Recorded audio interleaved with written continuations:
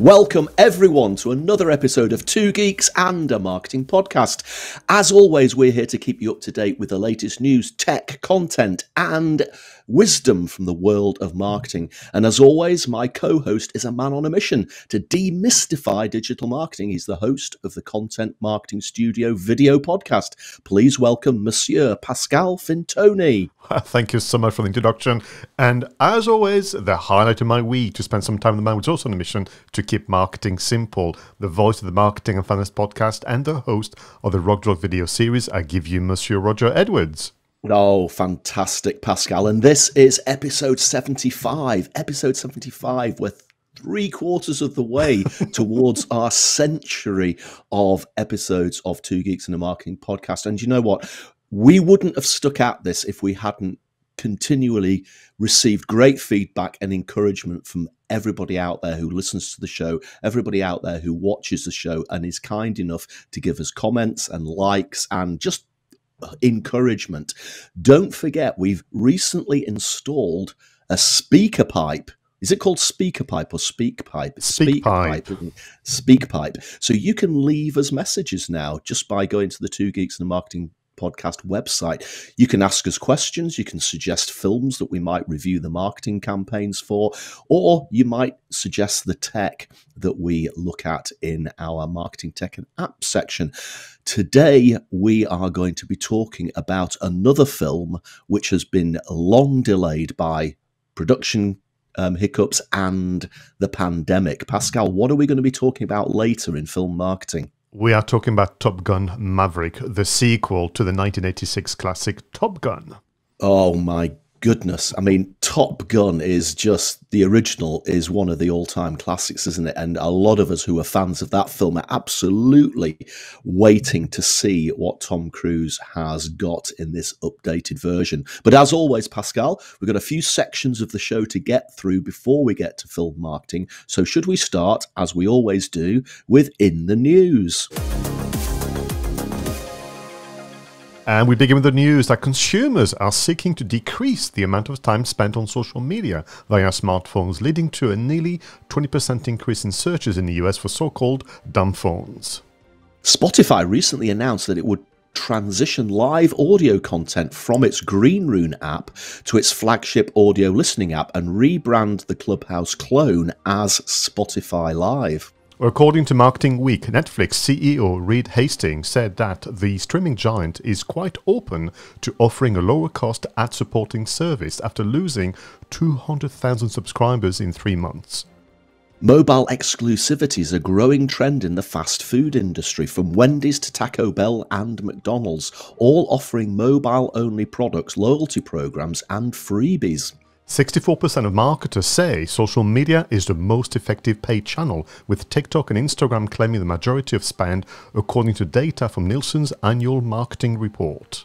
Based on a study drawing a link between playing video games and the metaverse, 52% of Gen Z gamers reported that they would like to make money in the metaverse, and 1/3 wish to build a career there. Well, The Guardian reported that users of self-driving cars will be able to watch films on the motorway under planned changes to the highway code, although it will remain illegal to use mobile phones. You can now use the search phrase air pollution near me on Google to find locally relevant air quality conditions in US cities. The feature was first rolled out in India last November, with more countries to be included soon. Now, Pascal, you're not a Netflix subscriber, are you? I am not. No, I've got Amazon Prime and Disney Plus. What do you think about this issue that Netflix have hemorrhaged, as some of the headlines have said, 200,000 subscribers since the beginning of the year? Now, I can understand that because they gained one hell of a lot of subscribers during the pandemic. To me, it's sort of natural that as things get back to normal and people aren't indoors as much, that people might reassess how much they're prepared to spend.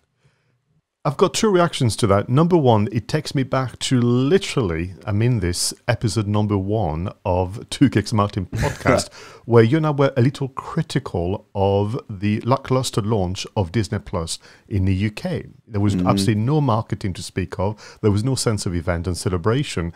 I'm going to argue that if we think about Amazon Prime and thinking about Disney Plus and Netflix, they are not doing enough to look after their subscribers. You know, we are taken for granted, which I know sounds very, very harsh, but I don't get any communication from Disney Plus or Amazon Prime to make me feel valued. I stumble upon new releases by accident. You know, there's no effort really for them to keep me in track. They don't seem to understand my preferences and so on. And more to the point, with the data that they've got and with the, forgive me, the brain power they have at Netflix, they could have predicted this and kind of adjust their marketing, accordingly. Yeah, it's interesting. Netflix are quite engaging, I have to say. Almost to the point of annoyance to a certain extent. I mean, you might start watching the episode of a series, and for whatever reason, you'll get halfway through the episode, maybe go to bed, something else happens, and maybe a couple of days later they email you and said, are you going to watch the end of that episode?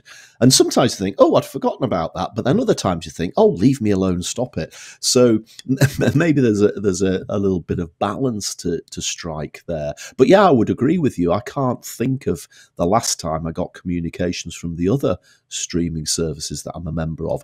But what do you think of the idea of offering a lower cost solution for people who subscribe to Netflix, which obviously will be cheaper, but you would have to have adverts, I guess, interrupting your viewing?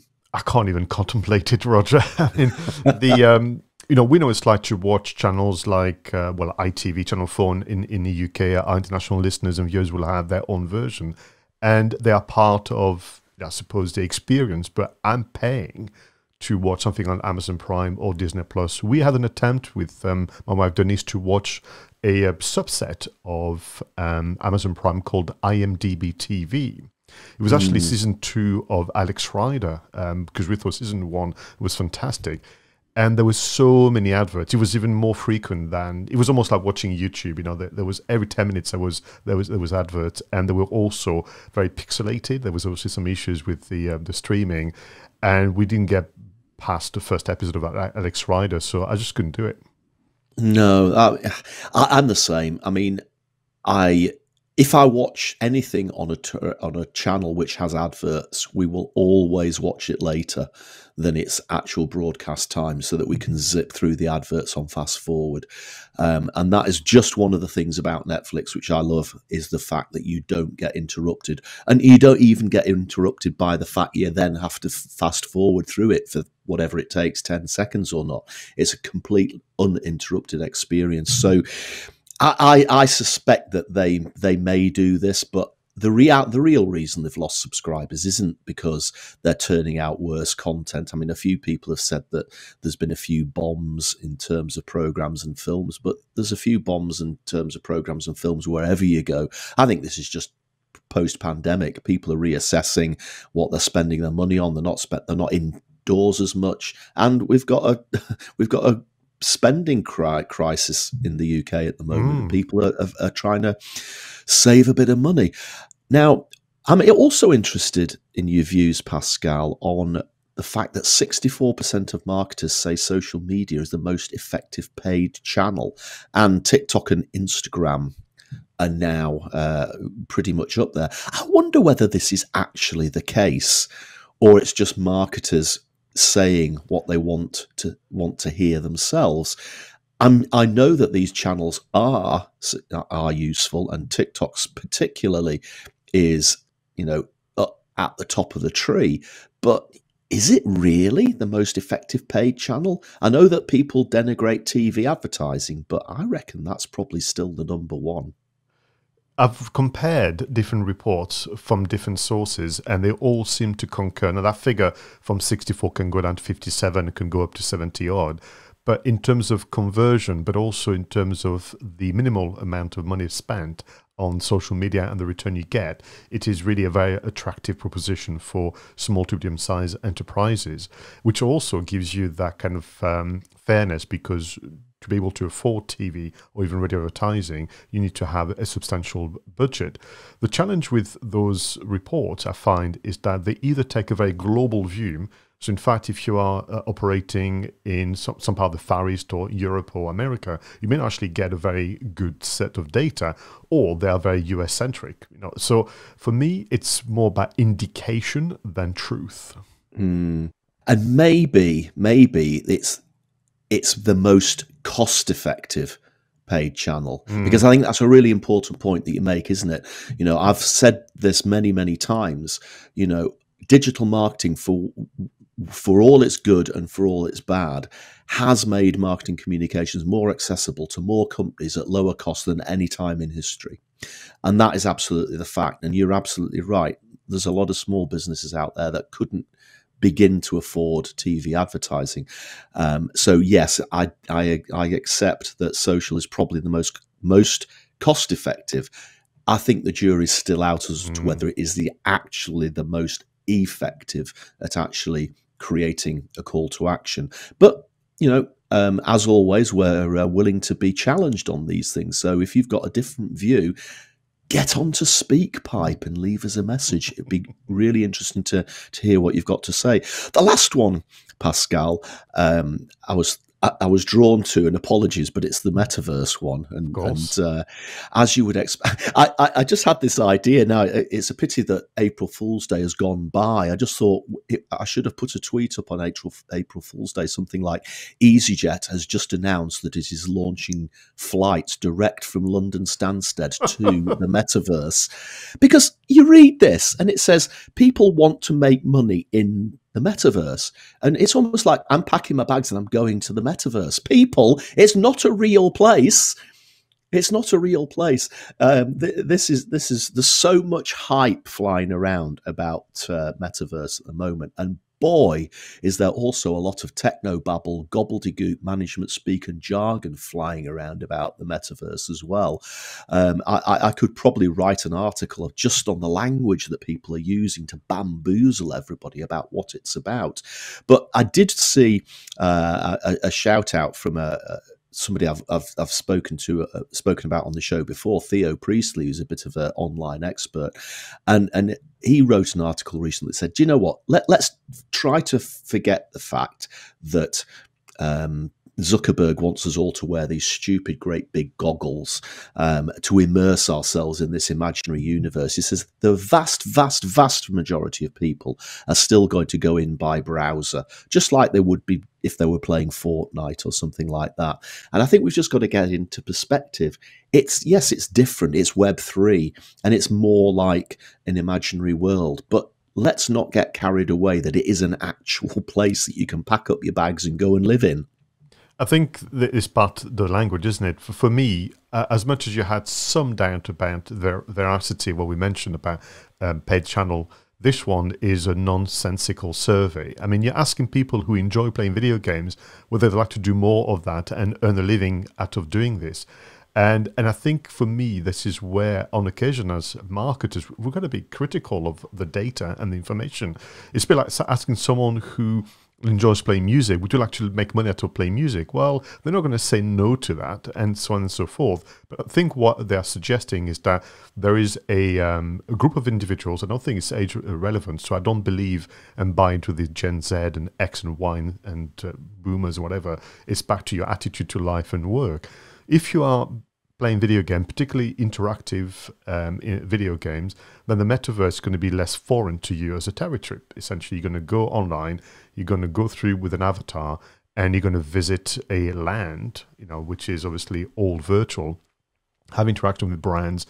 And yes, if that's what you do, would it be nice to have a job helping somebody build their brand on the metaverse? But what I mean to say, Roger, is that I don't need a market research company to give me essentially pretty obvious statements. Absolutely right. So I will stop myself there. I will not go off on another metaverse rant. I mean, actually, there are some really interesting people making a lot of interesting comments at the moment about all of these things. But I really do think that one of the biggest challenges that people working on Web3 have is they really need to move on from this techno-babble that they're using, because it genuinely is the worst jargon and techno-babble and just gobbledygook that I've ever heard in my entire marketing career. Pascal, let's move on now, and we are going to shine a spotlight on some content. Let's move on to the content spotlights. Well, in this part of the show, Pascal and I bring to the table a piece of content. It could be an article, it could be a video, it could be a podcast, and we go into it in somewhat of a little bit of detail. So, Pascal, what have you got for us this week? Oh, I'm very, very pleased about this little discovery. This is a long-form article entitled How to Win Potential Consumers with Customer Journey Mapping on Google.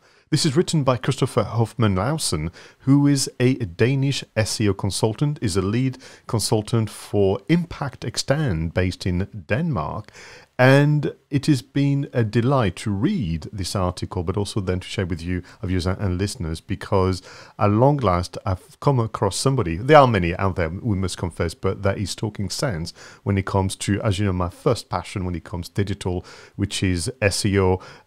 Christopher has a bit of a mantra when it comes to SEO, which is about when you challenge the status quo and get results is his favorite thing when it comes to search engine optimization. Now, this article is all about, Christopher's suggesting that whenever you want to build a campaign, when you want to craft essentially an experience using the search engine results, it is time for all of us to leave our spreadsheets behind for a moment and start using the customer journey mapping method to provide them, which are your customers, with the best content possible.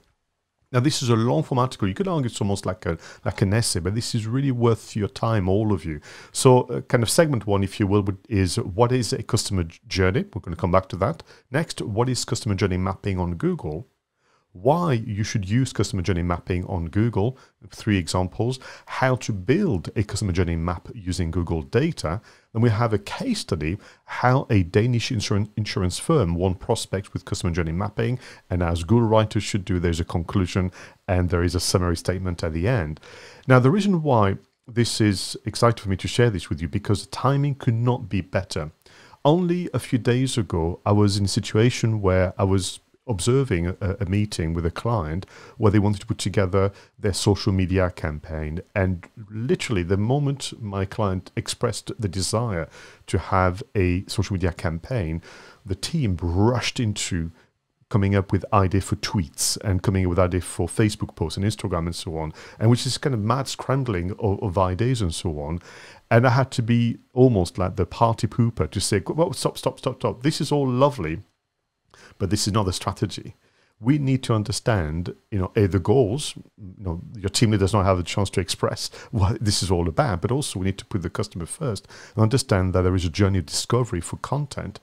And I think what Christopher is doing, therefore, with this article is just reminding people that it is absolutely correct that we should be using the tools of the time, but there are some tried and tested methods to help you come up with better answers that you should rely on, and we should not be so quick to be dismissive of something that has been used by marketers and professionals for decades. If I take you back to the first statement or question, what is a customer journey? For Christopher, it is really where you start to be supported as the inventor and the architect of this campaign by using models. And there are many, and he's chosen for the purpose of this work, the 𝗖𝗄 model, and he's added loyalty at the end. So as a reminder, we have awareness, interest, desire, action, and loyalty for him. And by using this customer journey and by taking your time across each stage, you will come up with different content ideas for the different stages of the customer's understanding and, importantly, trust. And his argument is that we, and that's a global we spend too much time on the interest and desire element, and we don't spend enough time on awareness, action even, I would argue, and no time on loyalty. And one of the kind of a segment when it talks about particularly why you should do it is because too often people forget the early stage of the funnel, and they also forget the post or after sales care. And there's an enormous amount of data from Google that would invite you to create content for all the different stages.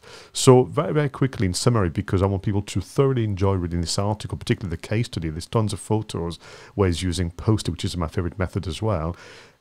His point of view is rushing in terms of SEO to come up with keywords, or social media rushing to come up with tweets is outdated. We need to focus on owning all the stages of the customer journey. I mean, Pascal, this is, again, it comes back to the absolute basics that we've been talking about on the show for so long, that today far too many marketing people dive straight into the communications, and that story you've just told there highlights that perfectly. Those people were straight into the tweets. They were straight into those little messages that they could spread on social media. Before you do any of that, even before you talk about customer journeys, you've got to think about who the actual customer is. You can't put a customer journey together unless you've defined the actual customer, and all the usual things that I say about making sure you have an offer and goals to go with it before you get into that stage of putting pen to paper or typing words on screens or whatever to communicate. And any article, whether it's about customer journey or whether it's about marketing strategy, that reinforces that to people, in my mind, has got to be a must read. And I've got a little bit of a confession to make for you, Pascal.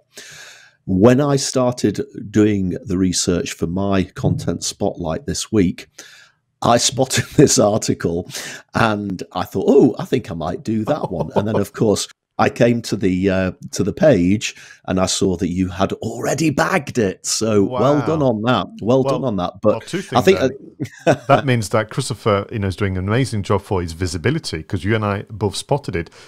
I'm interested. Where did you see it? Because I saw it through my Flipboard content curation tool. How did you come across this article?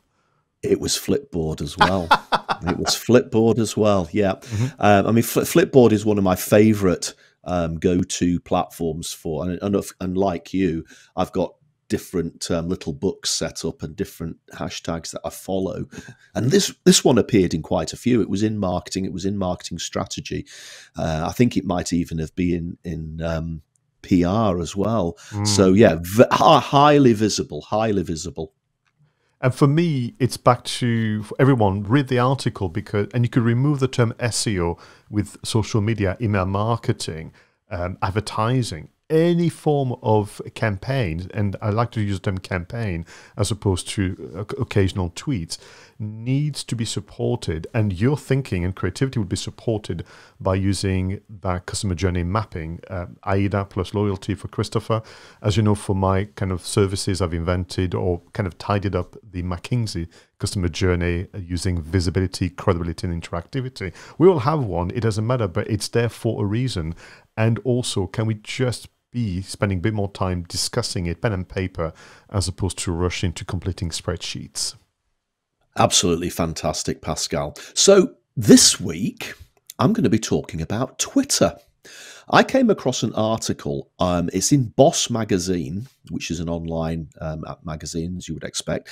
And the headline, Best Ways to Use Hashtags for Great Results on Twitter.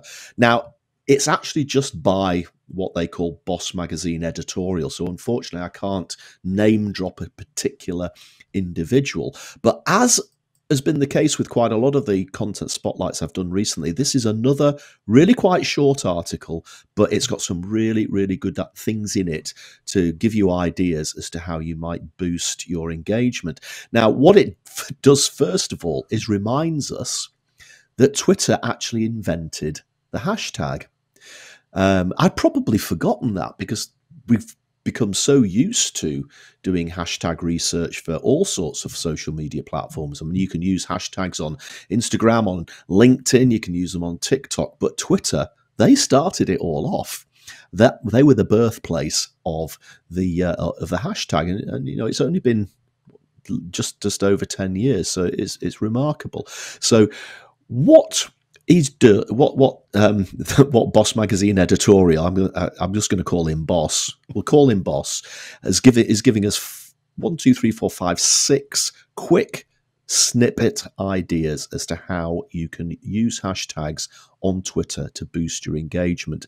Now, number one might sound like the bleeding obvious, but it's learn from the best. Now, there are quite a lot of people out there, and he does use the word influencers, but in fairness, there are some people out there who know what they're doing.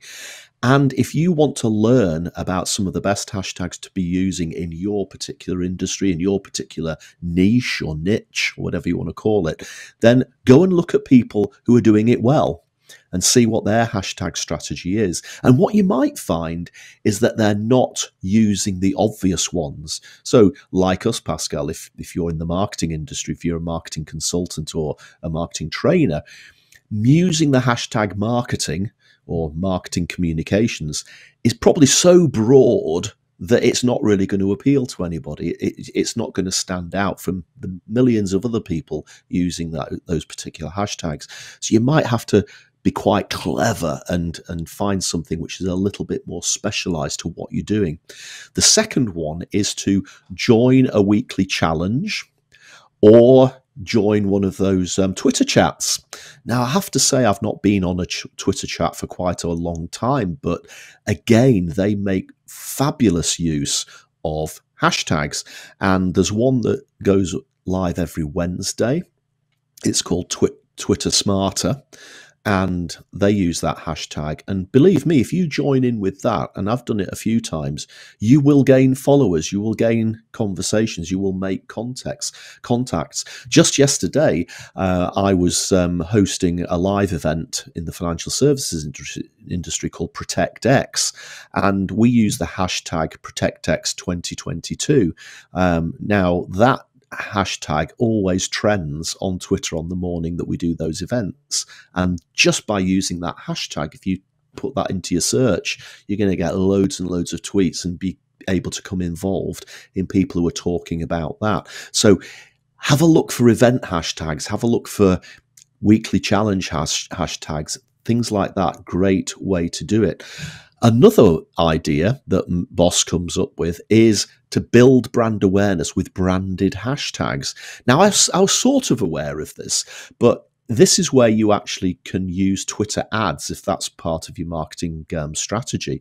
And if you create a hashtag for yourself, so I could create a hashtag marketing made simple or cut the gobbledygook or something like that.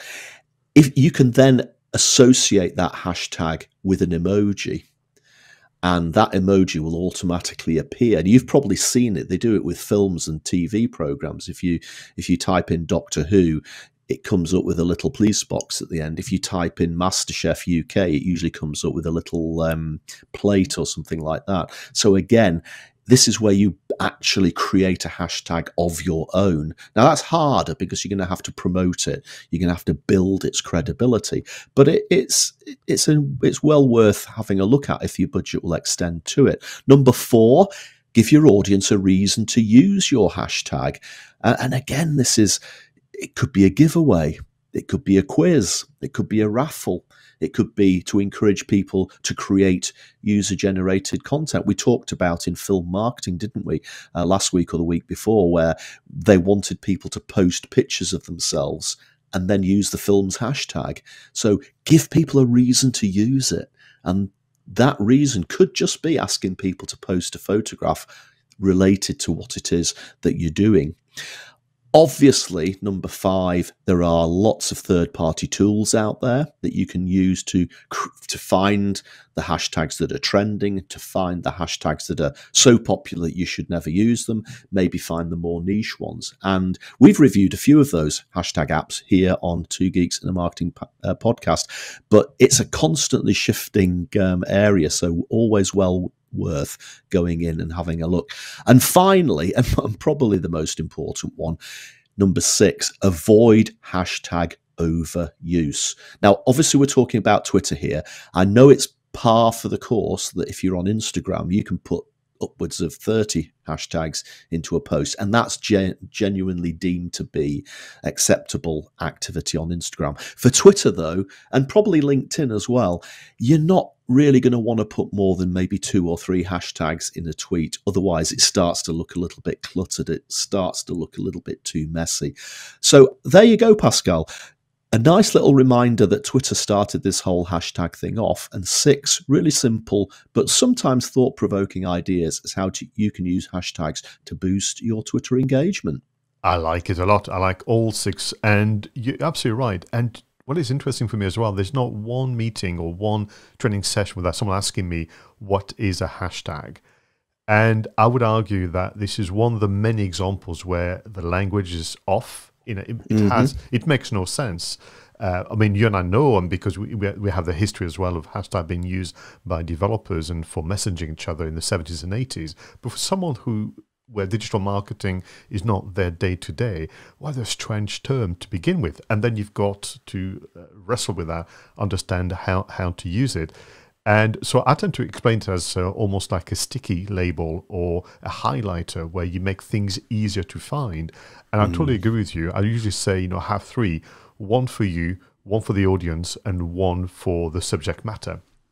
And one is for you. I like that. One is for you. It's this idea of actually, if you want to do some content repurposing, it's always easier to have, as you mentioned, a hashtag which is branded, because then you can just search for that in the Twitter search box and you can rediscover all your content from the last month or so, and you can repurpose it. So just as an example, a good friend of the show, 𝗪𝗓𝗲, has launched a new weekly series, and he's used a hashtag, as you may have seen, 𝗧𝗵𝗶𝗀𝗲𝗏, using a surname 𝗏, T-U-B-B, and observatory. So a portmanteau, if I'm not mistaken, that's what they call it. And that makes it so much easier for the team to go once a month, hashtag 𝗏𝗧𝗏𝗏𝗏, and they can repurpose the weekly tweets into a monthly roundup on the website, and you can see how that works. So, I think it's interesting about the two selections this week is about sometimes we can be attracted to try new things, and so we should, as part of our R&D. But ultimately, here we are. This very sensible advice by using hashtags or building an SEO campaign using customer mapping should be at the heart of your weekly activities, as opposed to running around looking for the next silver bullet. Absolutely right, Pascal. Absolutely right. So, some great content once again. Thank you for discovering the same article that I was after, and thank you for your comments on hashtags. Pascal, shall we slow things down a little bit now and get a little bit more techie? Moving on to marketing, tech, and apps. Okay, Pascal, what technical wonders have you found for us this week? So listen, based on the article I reviewed a moment ago, I've gone back old school with SEO tools. Now, I'm going to mention a couple of options, but before we do so, I'm going to almost build on Christopher's advice about, it's already there for you, just use it. So for all of you, if you have a website, go back to Google Search Console and Analytics. You will find there suggestions about the kind of content you should be using. Don't forget to also use things like the Bing Webmaster Keyword Research Tool. Just Google it. Don't forget to use Yahoo Suggest and Google Instant. It's all there already to pretty much give you most of the answers. So it's at your fingertips. But the two options, which are old schoolers, and they've been around for a very long time, but sometimes they can be overlooked. The first one is 𝗪𝗏𝗧𝗏𝗏. You may remember it started a long, long time ago, offered by 𝗏𝗏𝗏𝗏𝗏𝗏𝗏, and this is really a free service where you can find not just the short keywords, Roger, but what it's called the long tail or long phrases. So if you go back to Christopher's article about the awareness, interest, desire, action, and loyalty, there's going to be a whole range of searches for particularly the before and after sales scare, and 𝗪𝗏𝗧𝗏𝗏𝗏𝗏 can give you lots of nudge in the right direction, and then of course good judgment and common sense will prevail. The next one, no surprise, is the Moz free tools. And that toolkit is growing all the time. I've put the hyperlink in the show notes. So from link building, checkers, to analyzing competition, to keyword research and content suggestions and so on, it's all there for you. It's a lovely little dashboard that they've created, not to mention, of course, the free guides. So I remain, Roger, a big fan of SEO when done well. As you know, I tend to be very critical of what is happening out there in the industry because I think people have been misled on occasion with very, very bad advice. But ultimately, what we're trying to do here is build a presence and a reputation using the results of a search engine. And people are searching for different things for different reasons at different times. And it is for you, the communicators and the business owners, to be present at all different stages. So my argument would be use what you've got already. And if you need some supplementary suggestions and nudge in the right direction, then 𝗪𝗏𝗧𝗏𝗏𝗏𝗏, all the Moz free tools are going to be your little virtual assistants. No, Pascal, thank you so much for nudging us away from some of the black arts of SEO. We really do need to keep it simple. And sadly, there are still a lot of SEO gurus out there, and I use gurus in inverted commas as always, who peddle some really quite undesirable practices, even to this day. And you're absolutely right. It can be easy to do if you know where to look. So this week, Pascal, I'm going to be talking about travel for the third week in a row. And this is probably the last of what has now become a trilogy of travel, marketing, tech, and apps. Again, we're starting to travel a little bit more. I've got a few things coming up, which I'm going to probably have to go down to London. And I revisited an app which I really enjoyed a few years back. In fact, I think I did review it very early on in the early days of Two Geeks and a Marketing Podcast, and it's called Hotel Tonight. Now, the reason I've chosen is that they've changed their approach, and I really quite like this because it sort of shows how something has to mature and maybe has to move on.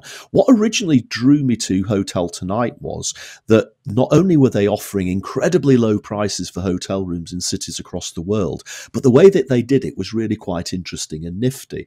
What they would do is they would show you photographs of the hotel bedrooms and the hotel lobby and the bar and the restaurant and all of that sort of thing. And they would give you the knockdown price, and it's all last minute as well, because what they're doing is they're working with hotels that have got spare capacity right up to the last minute.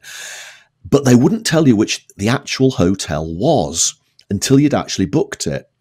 So there was a little bit of a risk involved there. But what people did, and I think what I said in my original review way back, was that if you actually copied and pasted part of their description into Google, it would very often take you to the booking.com page for the same hotel. So you could actually work out very easily which hotel it actually was, and you wouldn't be taking so much of a risk. But the price that Hotel Tonight were offering was often massively reduced from what was available on booking.com. Now, what I've noticed is that they've changed their approach now, and they actually just tell you what the hotel is, but the prices are still absolute knockdown. And I guess maybe it was either that people didn't like that fact that the hotel was hidden away, or the fact that they realized that people were playing the game that I've just told you about, copy and pasting to find it. Now what they're doing, they have one more thing which sort of retains that air of mystery, which I absolutely love, is that on the page there will still be a hidden hotel.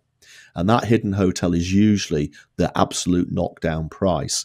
But in this instance, you click on the button and it will reveal the hotel and actually tell you where it is. But you only then have 15 minutes to actually book it, or it disappears. Now, that to me was quite a nice halfway house between the way they did it in the past, and it still retains that sort of gamification thing, or that air of mystery. So I think big thumbs up to Hotel Tonight for changing their model slightly, but retaining that element of fun as well. The second one is that, I don't know about you, Pascal, but when you arrive in a city in the world, it's natural that we get drawn towards the tourist traps, isn't it? I remember going to a conference in Dublin a while back, and I was told to meet everybody at the Temple Bar, which is one of the most famous bars in Dublin. And I got into a taxi at the hotel and asked the taxi driver to take me to the Temple Bar. And he almost shouted at me and told me to get out of his cab. He says, "You don't want to be going to the Temple Bar. It's ridiculously expensive. It's just for tourists. I can tell you so many more local bars which you'll get a much better pint of Guinness, etc., etc., etc." And if you think about it, it's the same the world over, isn't it? You go to Prague, everybody goes to that beautiful square in the middle of Prague, and there's some great bars and restaurants, but they're so expensive. What you really need is somebody to tell you where the locals go, where the prices will be cheaper and possibly the food and the drink will be a lot better.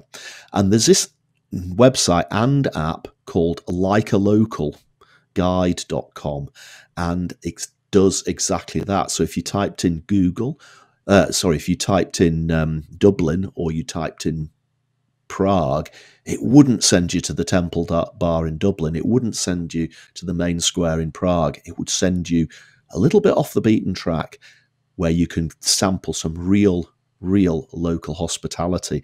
And I think, you know, as business people, we may think we haven't got time to go exploring like that, but you know, we have the privilege, if we're traveling for our jobs, speaking in different cities, we have the privilege of actually being able to spend a little bit of time in those cities exploring them. Why wouldn't we want to suss out some of the real local places and give them a little bit of business rather than the very expensive and very, very busy and possibly slightly lower quality tourist traps? For me, the attraction is just what you mentioned, which is it is demanding to do what we do, and you're absolutely right. You know, I'm not saying it to the point of view where I want people to feel sorry for me, but I will need to sometimes to just disconnect and go somewhere quiet. And actually, this is the app that can do that for you, as opposed to going from a noisy environment, kind of the hustle and bustle of a conference center, to then being in another noisy environment. You and I need to recharge sometime, particularly if we're there for several days, and that's what I would seek out always. Absolutely right. So again, some great apps this week, Pascal. SEO and travel. I'm going to have to think of a new trilogy now, moving on from travel. But don't forget, everybody, SpeakPipe, tell us, what are the apps that you've discovered?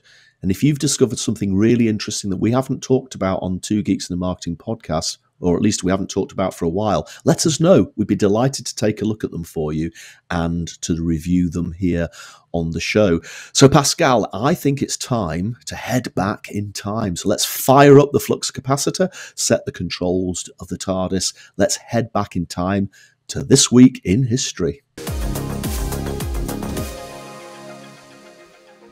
And in 1852, the first modern English thesaurus is published by English physician and philologist Peter Mark Rochert, after spending several years writing a comprehensive list of English synonyms. In 1884, the Post Office Committee of the US House investigated sending mails by electricity, stating that such a method would be economical and might speedily make the present volume of business seem infantile. Wow. Well, in 1996, I know Yahoo begins advertising its search service on national television, featuring the tagline, "Do you Yahoo?" The ads first aired during Late Night with David Letterman, Saturday Night Live, and Star Trek. In 2003, Apple launched the first iTunes music store in the US, featuring over 200,000 songs for music companies such as BMG, EMI, Sony Music Entertainment, Universal, and Warner. Now, Pascal, I'm just going to have to go back to that post office thing because I had to reread the headline. It says 1884. You didn't mean 1984, did you? I did not. No. 1884. Seriously.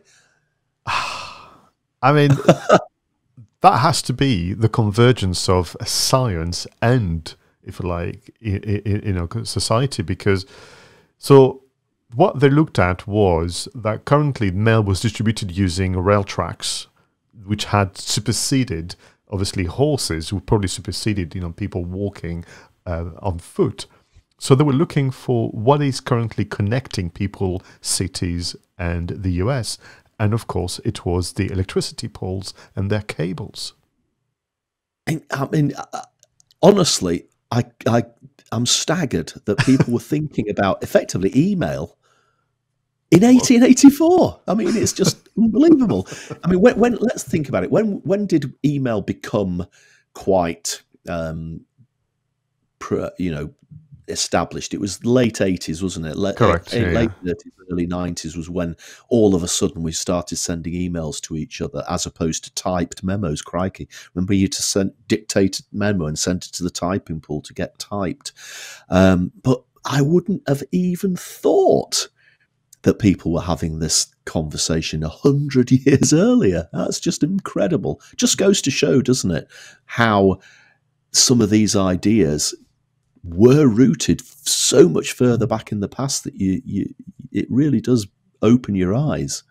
That's the beauty and the reason why I chose to add this segment as part of the production of Two Geeks and a Marketing podcast, because when you have a sense of history and sense of direction, you could also make some very safe predictions about what will be coming next. I remember in the early 2000s having a conversation with somebody around the UK government looking at actually water supply to be used to send emails. And I try my darnest to understand how on earth that would work. And the gentleman even drew a diagram on the napkin during the conference. And I said, but it's water. I said, yeah, that doesn't matter. So long as houses are connected, which is what we need, then we could make it work. Yeah, it's incredible. It's incredible. We owe, and we say this on the show every week almost, Pascal, but we owe such a debt to those people in the past who have given us what we have today and what we rely on today to live our lives, to run our businesses. It really is incredible. Now, as you know, I'm a massive music fan, often dropping music references into stuff that we talk about here on the show. But again, coming up 20 years since Apple launched the first iTunes music store and effectively revolutionized how we listen to music. And of course, today, people are listening to Apple Music on iTunes. They're listening to Amazon Music. There's Spotify, which we've already mentioned today on the show. But I just wonder, in the same way as maybe Netflix are losing a few subscribers, are we seeing things turned around? Because I know that a lot of people who abandoned CDs back in the past, abandoned vinyl, are now rediscovering these old formats like CDs and LPs. But I did wonder, a lot of the music that I grew up absolutely in love with, some of the albums from those groups are getting towards their 40th anniversary now. Albums like Duke by Genesis, which was released in 1980, and Jethro Tull's Broadsword and the Beast around about the same time, Tears for Fears albums.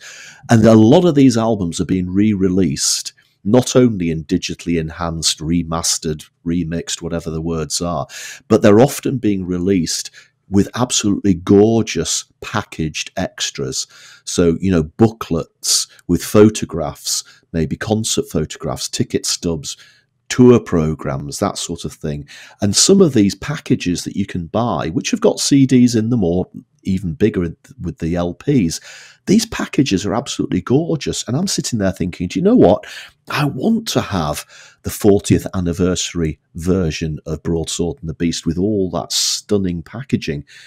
But I know that if I buy that package, I'll read the booklet, I'll luxuriate over all the photographs, and I'll read all the programs and all the technical notes. But you know what? I'll probably still listen to the music on Spotify.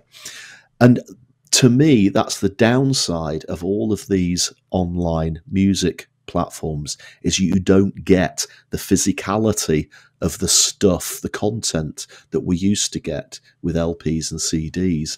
And maybe the only way of doing it is, as I've just described, buy the actual physical box set, re-release, whatever it is, continue to listen to it on Spotify, but still be able to hold in your hand the goods. I know that for my part, I had to downsize quite a bit. So we sold LPs, we even sold cassettes, and we got quite a bit of money. We could not get rid of CDs. I literally gave them away to charity.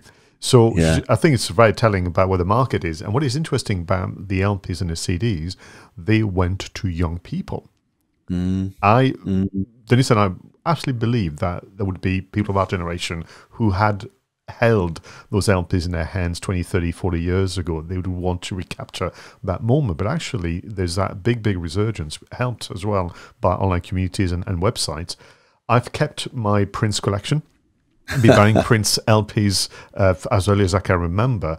And I occasionally go on this American website where you can scan the barcode or put the unique ID of the album, and I so happens to have the very first generation Purple Rain album, which people are offering thousands of dollars, and which you couldn't achieve that kind of wealth of kind of value with a digital file. I mean, interestingly, I discovered in the process that Prince was actually one of the first artists to publish his work online via his own label and his own website. Wow. So yeah, I think we're both in a similar position. I think you do sometimes miss the physicality of the stuff that used to come with music. And I agree with you. CDs perhaps didn't have as much, although some of the CD releases that I'm seeing today, they are coming in magnificent box sets. And I mean, they come in almost like proper book packaging, hardback right, cover. yeah. There's some really beautiful content being put out there. So once again, lots happening back in history that has shaped what we do here in the present. Pascal, shall we bring things back up to date now and do some creator shout outs? Okay, Pascal, who are you going to give a shout out to this week? Oh, well, listen, I am delighted to introduce everyone who is listening and watching, and you, Roger, to Liam Heffernan and Ian Pinnell, the founders of the Hospital Broadcasting Association Podcast Network. Now, this was introduced to me via a LinkedIn connection, Mark Asquith. Now, why would Mark Asquith be praising the work of Liam and Ian? Well, quite simply, because the podcast network was launched on the Captivate.fm platform. But let's move on to the work that Liam and Ian have put together. They are obviously keen audio engineers and audio producers themselves, and they've offered a free service to help people who are in the business of health and well-being broadcasters, including, and this is why it's so important to me, those who run community radios for hospitals, because we know that there is a correlation between listening to audio and radio shows and the link between speedy recovery and promoting good health and well-being. And as someone who spent in my younger days many long times in hospital, the fact you have a radio with you or a TV set makes all the difference, particularly the radio where it has that unique experience. So their mission is to support, inform, represent and develop the hospital health and well-being broadcasting sector, and they're doing so by providing a solution.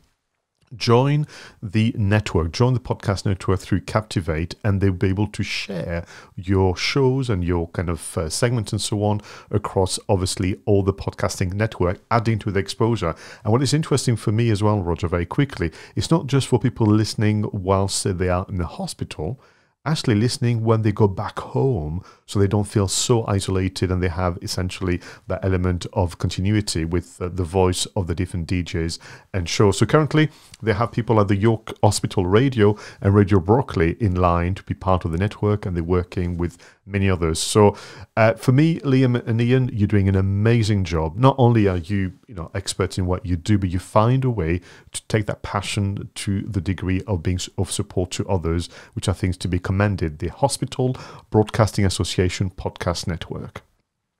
Do you know, you're giving me a shiver down my spine here, Pascal. I mean, my father was a doctor, and I was exposed to hospital radio quite young, and it's an often overlooked source of really good content, really good DJs, really good music, and it's really good that you've shouted this out, because there's some incredible programming out there and some incredible. And it doesn't see light of day. So thanks for that. Now, remember last week, Pascal, in my creator shout out, I said that somebody pointed me to a piece of Netflix documentation that says it's okay for producers to use mobile phones to create films. And my argument was, as we've been saying on this show for a long time, you don't have to have a snazzy, gigantic camera and lots of equipment to create good content. A mobile phone will do. Well, this week, I'm giving a shout out to Robin Allen.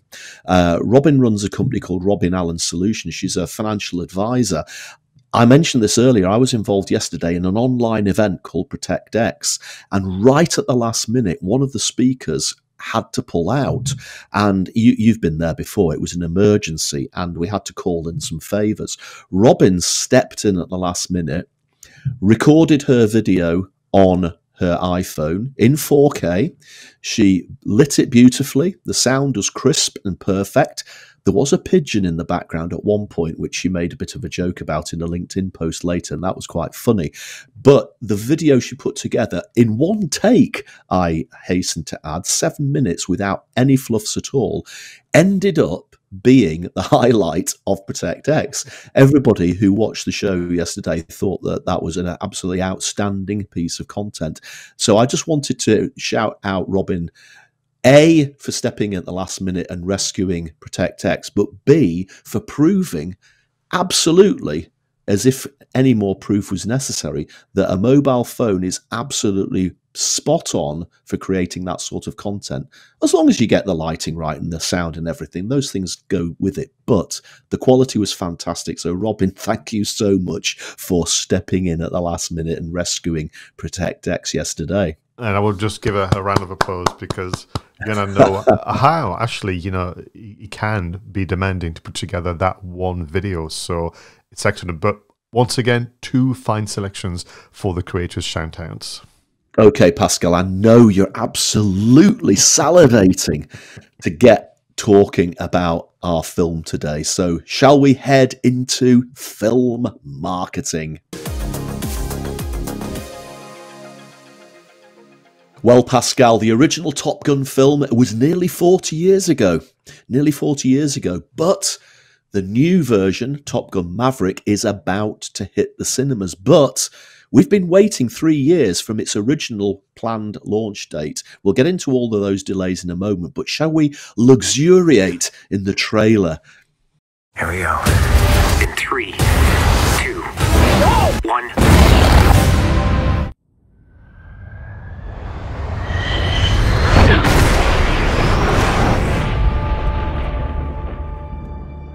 What do we have here? Yeah, here I thought we were special. Fellas, this here's Bagman. Hangman. Whatever. What the hell kind of mission is this?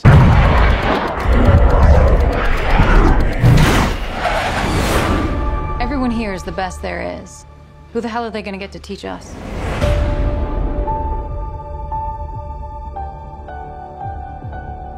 Captain Pete Maverick Mitchell.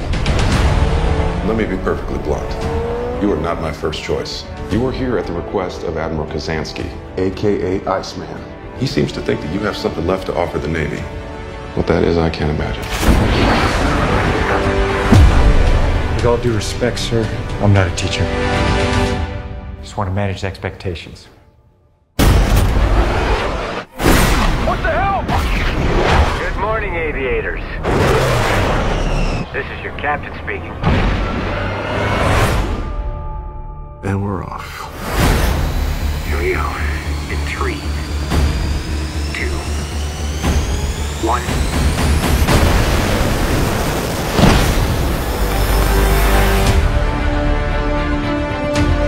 We're going into combat on a level no living pilot's ever seen. Not even him. You think up there you're dead. Believe me.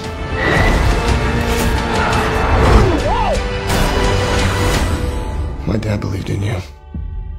I'm not gonna make the same mistake.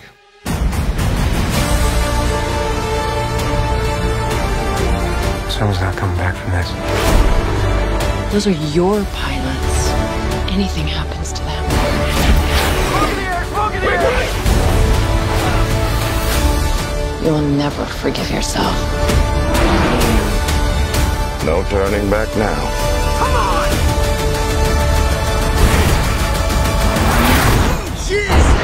Having any fun yet?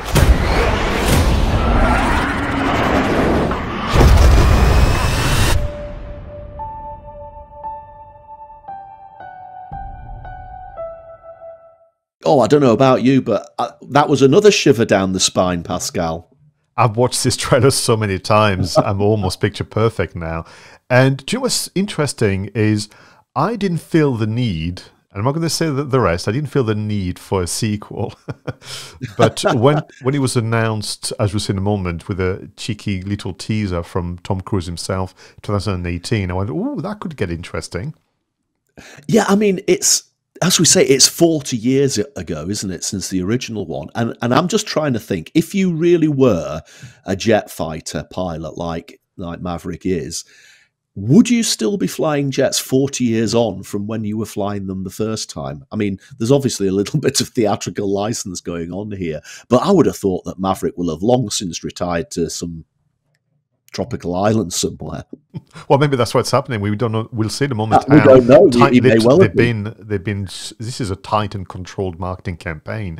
So maybe that's what's happened. You know, Maverick was happily riding motorbikes and going fast in different types of vehicle, and he's been called back in to train, obviously, the younger pilot. But just very quickly, I remember going to cinema in Bordeaux in France in 1986 to go and see Top Gun.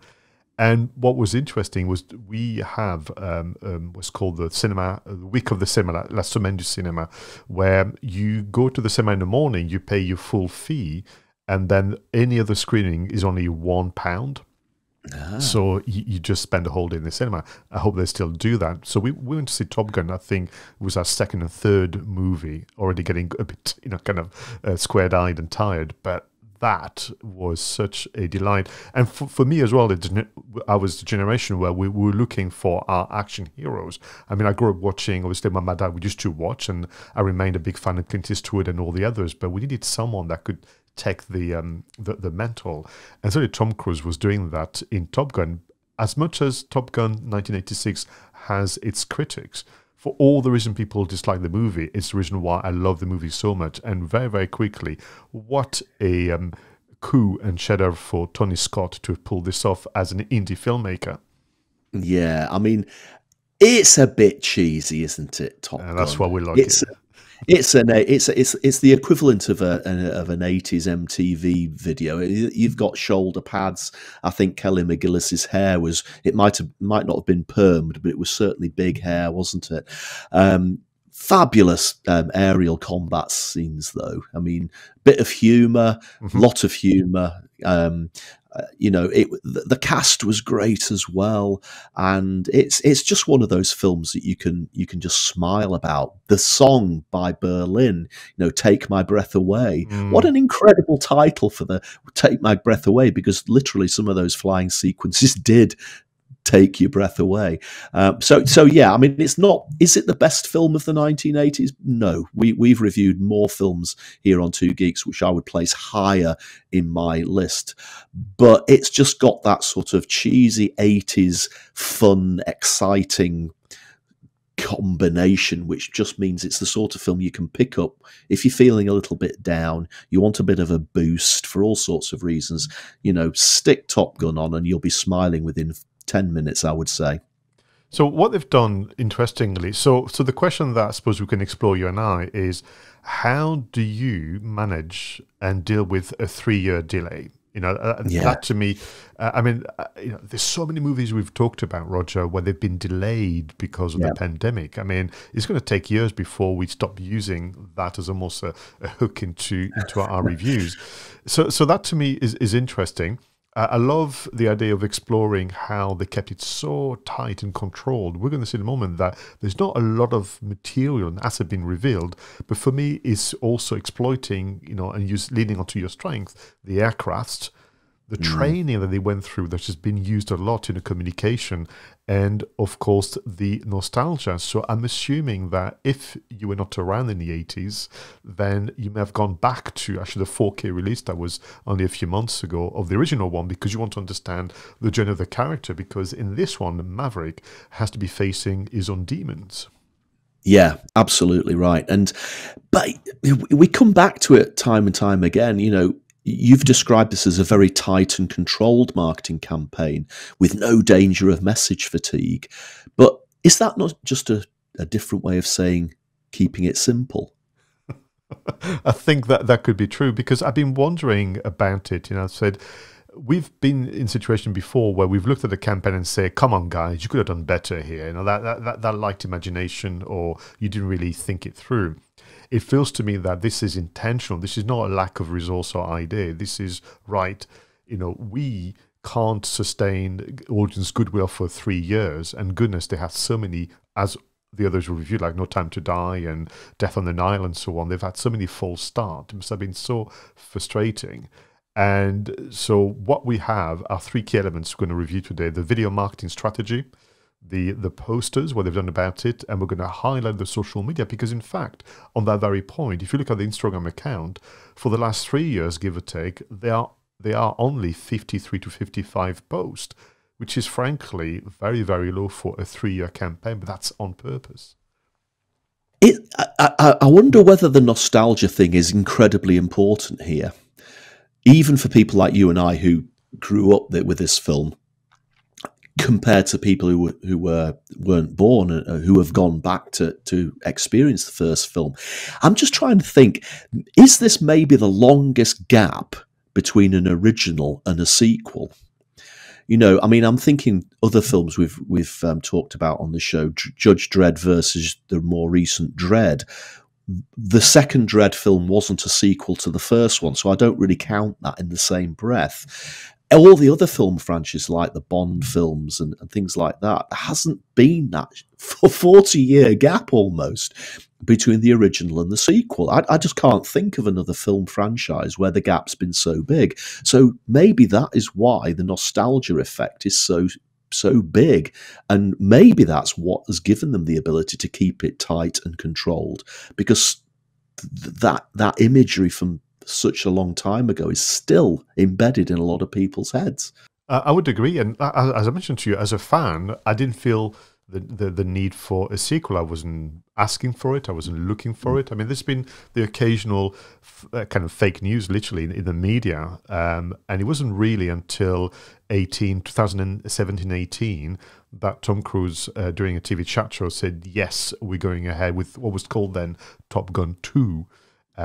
Because I can't remember when we had the reveal of the title Maverick, but that came much later.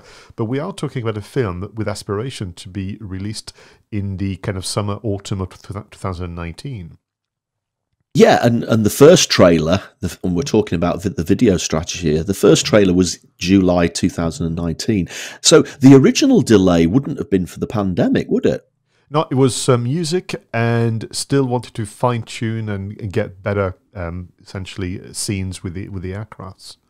Yeah. So what was the original trailer was shown at San Diego Comic-Con, and it was a surprise appearance by that must have gone down absolutely amazing. Can you imagine that?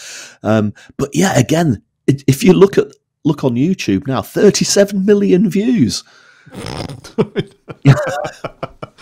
Yeah, that's and people still go back to it. I mean, actually, just because we're going to compare things, the very last trailer that we saw a moment ago, which was only released 4 to 5 weeks ago now, 20 million views. So it's just going to beat the record.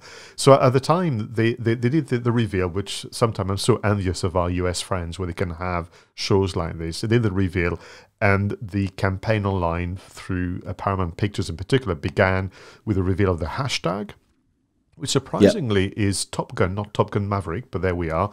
And of course, the socials and Facebook, Twitter, and Instagram. So again, not using too many channels as we sometimes can see. And then fans are expecting this movie to be released, and there's some announcements. So in December 2019, back then, we may have the early murmurs, maybe what's happening in China, but they're still looking for a release in 2020.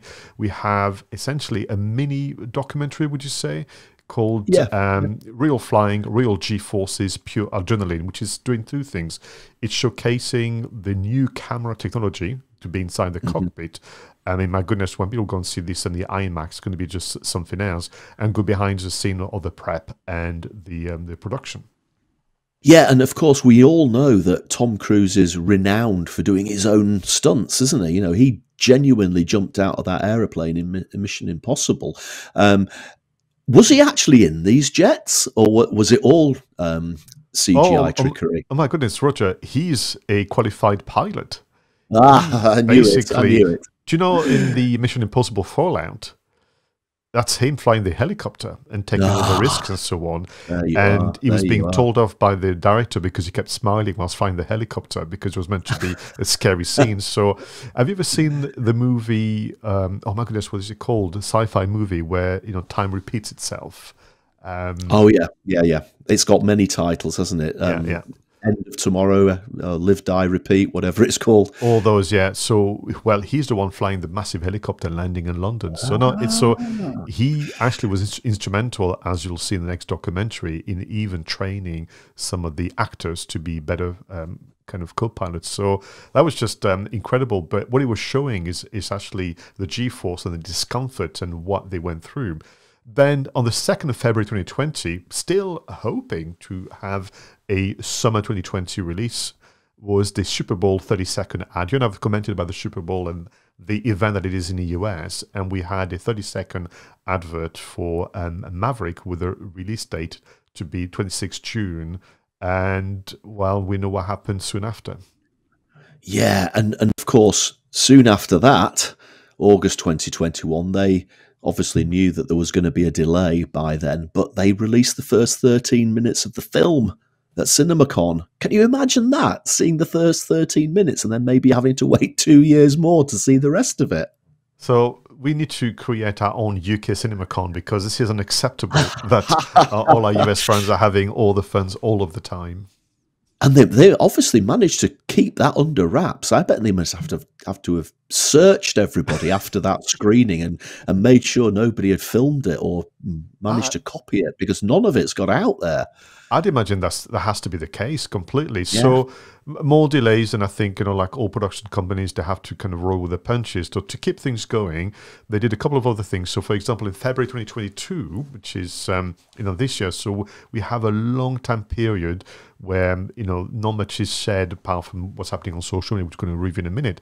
But they had a partnership with Porsche, which is the vehicle that is featured in the film. And they have a race between the aircraft used on the film and the car. And people can decide who's going to win, Maverick or the car. Oh, that's almost the sort of thing that Clarkson would have done on Top Gear a long time ago, isn't it? Indeed. And actually, as a little nod to Top Gear, Tom Cruise was indeed, one of the stars driving a average-priced car. Absolutely was as well, yeah, absolutely. Being chased by a jet down the runway at the Top Gear track, no doubt. So on 29th of March, sorry to interrupt you, 29th of March, we had the trailer that we just saw a moment ago. So this is called the new official trailer, which is what they have to do, because of course you can't just keep playing the same trailer over and over again. But again, apart from some new images and maybe leaning more into the conflict between obviously Maverick and the other characters, we just don't know enough about the story, which I think is so exciting. Yeah, they've kept it well under wraps, and I think it's actually a genius thing to focus in on things like the G-forces, like you've said, and this most recent video, which has literally been in the last couple of days, is called the most intense film training ever. And the actual thumbnail of Tom Cruise, it looks like is being squashed flat by the G-forces. But they're playing it. They're not really revealing anything about the story. They're just playing into the aircraft, into the technology, and that's exciting. But it's very clever as well, because they're not giving anything away. No, absolutely, and I think therefore it's this idea of we've worked hard for you, the audience. The wait has been worth it, and looking forward to seeing you on that big screen. You're right. I mean, the time of recording this episode, this most intense film training ever, is barely 4 days old, and it's already getting so many views. But that is it. I mean, in a 3-year kind of time span, this is the content from the video marketing strategy. And they almost follow the same logic with the posters, because we had the first reveal in line with all the other announcement of the initial poster, which I must say is so good. So for people listening as opposed to watching us as well, we have a photo of what we believe to be Tom Cruise wearing a kind of flying jacket with all sort of different kind of blasons and stitched on marks, looking into the sky for an aircraft, and this idea of, well, I'm on the ground now, I'm not flying anymore, others are doing that. And it's superbly lit with what must be a sunset type of imagery. I like it a lot, I must say. Yeah, I love the second one, the second post, which was released December 2019. Again, you've got a picture of Tom Cruise on the ground, leaning against an old-style propeller aircraft, probably from World War II style, looking up at the sky. And, of course, in the sky, there's a couple of jets flying over, leaving a vapor trail behind them. Blue sky, beautiful poster. I could well have that as my screensaver. It is a very nice one. Yeah. Yeah. On the 29th of March, to coincide with the launch of the reveal of the new trailer and so on, we have the latest poster. And I must say, Roger, I don't like it as much as the others. It's almost expected. We have Tom Cruise fully kitted up, holding the helmet with the term, his name Maverick. We've got the F-18 behind him with that sunrise kind of glow. But I don't know. I think it lacks, the appeal and the aesthetics of the others. doesn't have the mystery. The others suggest, as you say, I'm on the ground, somebody else is up there having fun, and that's not me. Whereas this is just saying, I'm back in the cockpit, I've got my kit on, I've got my bum on an aircraft seat, I'm shooting up there into the sky. It sort of takes away that anticipation, and it doesn't hint as much at the story. I think that's possibly why. Yeah, because the first two, this the conflict about, do I want to go back?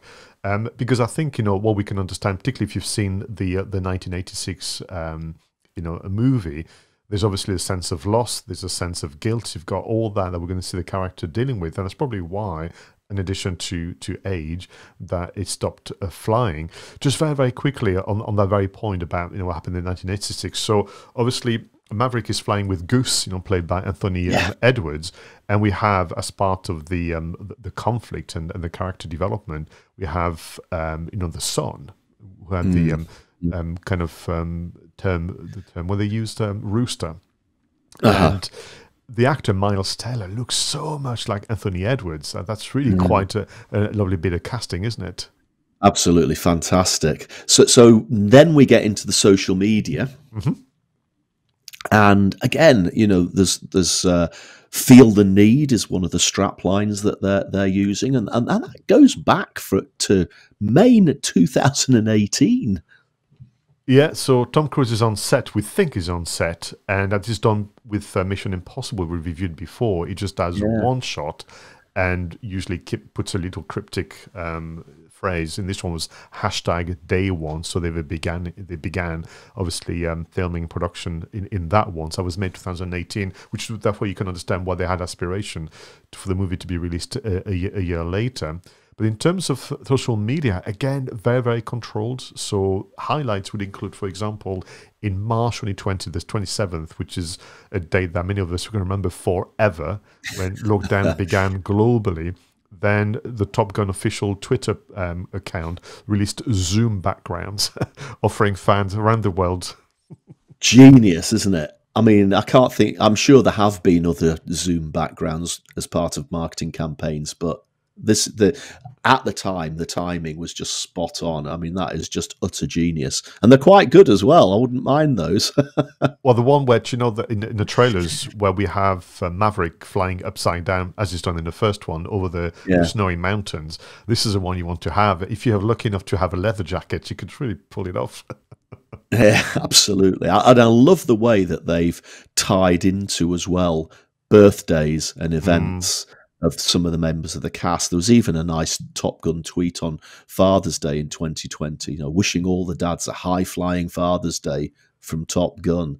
And of course, the image there of the fighter screaming over the desert landscape is a beautiful image. Yeah, the other thing that's celebrated, which I wasn't aware of, Roger, that it's kind of a fan-made celebration, but 13th of May every year is Top Gun Day. So I think we should adopt that, and Yana should find a way to be watching Top Gun, or maybe do both of them. They won't be out because that's only out on the 27th of May. But Top Gun Day is a thing by the fans, and Tom Cruise himself tweeted about it and sent a picture of him, hard at work on the movie, which I'm sure was the delight of many fans around the world. And then they've obviously started sharing stuff on TV shows, Graham Norton show, etc.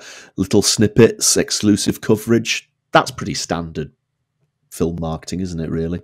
It is, but sometimes overlooked. So if you're a fan of the movie franchise, but also Tom Cruise, I highly recommend you seek out the Graham Norton show from April 2021 on YouTube, because the interview is just stunning. Again, you watch it, actually, and your heart goes out to Tom Cruise, who believes still in April 2021 that the release will be soon, not literally a year later.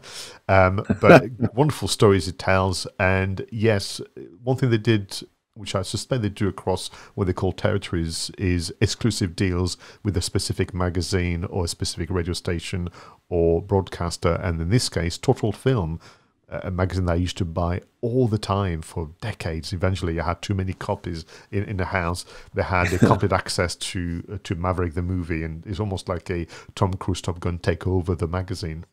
Yeah, and I'd be interested to hear what people who are listening and watching to the show think of all of this. Has this really whetted your appetite, made you excited for Top Gun Maverick, or is it just too tightly controlled, as Pascal says? Is it not revealed enough to get you interested in going to see this film, or is nostalgia enough? Don't forget, you can talk to us by using the speak pipe on the Two Geeks and a Marketing podcast website. And talking about websites, Pascal, what do you think of the Top Gun Maverick website itself? So the official too simplistic? Yeah, the official website, topgunmovie.com. Do you know, it felt like almost someone's forgotten they had a website. When you first go on it, they have just the bare essentials. I was thinking, where's the online experience? But then when you think about how they dealt with social media and the posters and video marketing and so on, maybe it makes sense to have also a website which is just enough, and they've not gone for the kind of things you and I've seen in the past with a lot of audience participation, contributions, competitions, quizzes, treasure hunts, and so on. But it does feel like someone just put the website to have the trailer, a very, very short synopsis about the movie, and a cast list, and then that's that. And it's intriguing, isn't it? Again, maybe it comes back to the fact that they're just thinking, we're really playing the nostalgia card here. Well, we're hoping that the reputation of the first film, even though it's nearly 40 years ago, and the passion that people have for that who can remember watching it as children, combined with the excitement of people who've just discovered it for themselves more recently, is enough to promote this film. And I hope that they're right. And they probably are. And it will be very interesting to see what the box office is like for this film when it hits the screens in May.